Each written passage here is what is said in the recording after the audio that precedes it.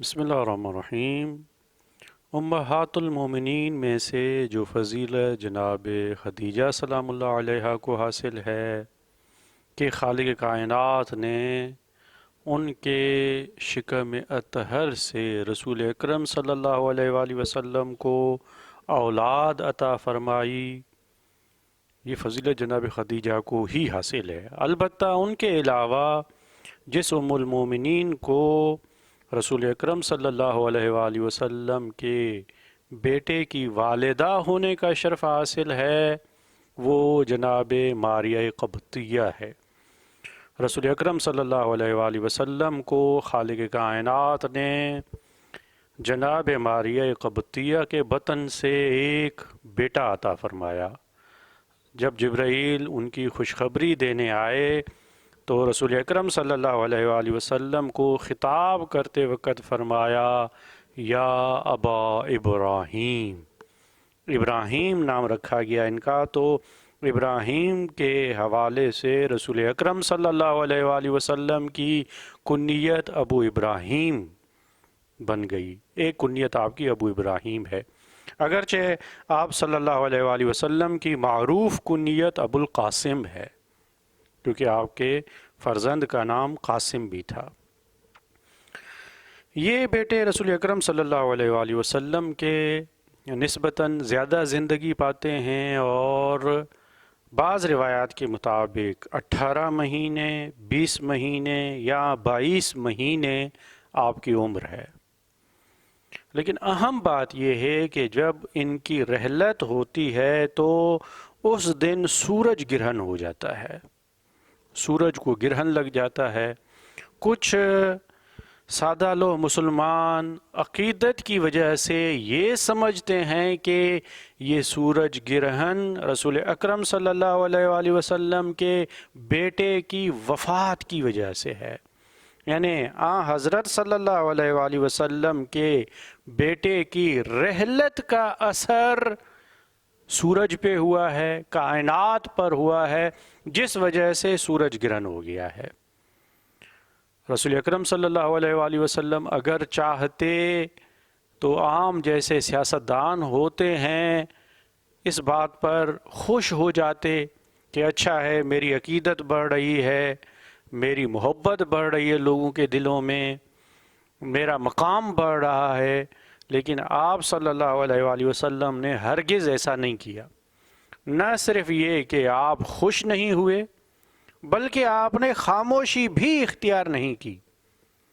دوسرا آپشن جو عام طور پر ہوتا ہے، کوئی کہتا ہے کہ جی میں نے ان کو تھوڑی کہا تھا، تو دوسرا آپشن یہ ہوتا ہے کہ آدمی خاموشی اختیار کر لیتا ہے۔ خاموشی سے بھی اس بات کی کچھ نہ کچھ تائید ہو جاتی ہے۔ آپ صلی اللہ علیہ وآلہ وسلم نے نہ رضایت کا اظہار کیا، نہ خاموشی اختیار کی، بلکہ آپ نے علل اعلان صریح طور پر خطبہ دیا، جس میں ارشاد فرمایا کہ لوگوں، سورج اور چاند اللہ کی نشانیوں میں سے 2 نشانیاں ہیں، یہ خدا کی نشانیاں ہیں، ان کو گرہن لگنا بھی خدا کی نشانی ہے۔ سورج گرہن کا میرے بیٹے کی رحلت سے کوئی تعلق نہیں ہے۔ جب چاند گرہن ہو جائے یا سورج گرہن ہو جائے تو نماز آیات واجب ہو جاتی ہے، تمہیں نماز کی طرف پناہ لینی چاہیے اور نماز ادا کرنی چاہیے۔ آپ صلی اللہ علیہ وآلہ وسلم نے واضح اور آشکارا طور پر اس فکر کو غلط قرار دیا ہے کہ کوئی ان فطری اور قدرتی اور طبعی حوادث کو جوڑ دے ان واقعات کے ساتھ۔ رحلت فرزند پیمبر اپنی جگہ پر، سورج گرہن اپنی جگہ پر، آپ نے لوگوں کی سادگی سے فائدہ نہیں اٹھایا، علل اعلان واضح طور پر ان کو بتایا کہ یہ خدا کی نشانی ہے اور اس کا اس واقعے سے کوئی لینا دینا نہیں ہے۔ اگرچہ بعض ایسی شخصیات ہیں جو کائنات پر مؤثر ہوتی ہیں، ان کا اثر سورج پر بھی ہوتا ہے، ستاروں پر بھی ہوتا ہے، زمین پر بھی ہوتا ہے، اور انہوں نے اظہار بھی کیا ہے، لیکن اس واقعے کے ساتھ کیونکہ اس نشانی کا کوئی تعلق نہیں تھا تو آپ نے اعلانیہ طور پر اس کی نفی کی، اس کو رد کیا تاکہ کوئی بھی سادگی کا فائدہ نہ اٹھایا جائے، کیونکہ لوگوں کو ہمیشہ جاہل نہیں رکھا جا سکتا۔ کل کو علم ترقی کرتا اور لوگ سمجھتے کہ جناب ان کے پیچھے تو یہ فلسفہ ہوتا ہے، تو پھر ان کی معرفت، ان کے ایمان میں کمی آ جاتی اور لوگ ان سے دور ہوتے چلے جاتے۔ آپ نے سادگی کا فائدہ نہیں اٹھایا۔ اسی ہی وفات کے موقع پر ایک اور بات جو ہمیں نظر آتی ہے وہ یہ کہ رسول اکرم صلی اللہ علیہ وآلہ وسلم کی مبارک آنکھوں سے آنسو رواں تھے۔ آپ صلی اللہ علیہ وآلہ وسلم گریہ کر رہے تھے۔ کسی نے جب دیکھا رسول اکرم صلی اللہ علیہ وآلہ وسلم گریہ کر رہے ہیں تو تعجب سے کہنے لگا یا رسول اللہ آپ اور گریہ؟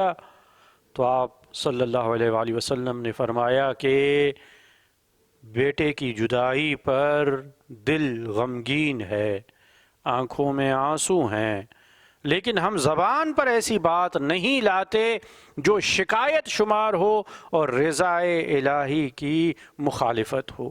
ہم خدا کی رضا پر راضی ہیں، لیکن صبر کا یہ مطلب بھی نہیں ہے کہ رویا نہ جائے۔ حضرت یعقوب علیہ نبینا علیہ السلام کا واقعہ قرآن مجید میں موجود ہے۔ انہوں نے اگرچہ یوسف کی جدائی پہ فصبر جمیل کا اعلان کیا تھا، لیکن یوسف کی جدائی میں آنکھوں سے آنسو بہاتے رہے، یہاں تک کہ ان کی دونوں آنکھیں سفید ہو گئیں۔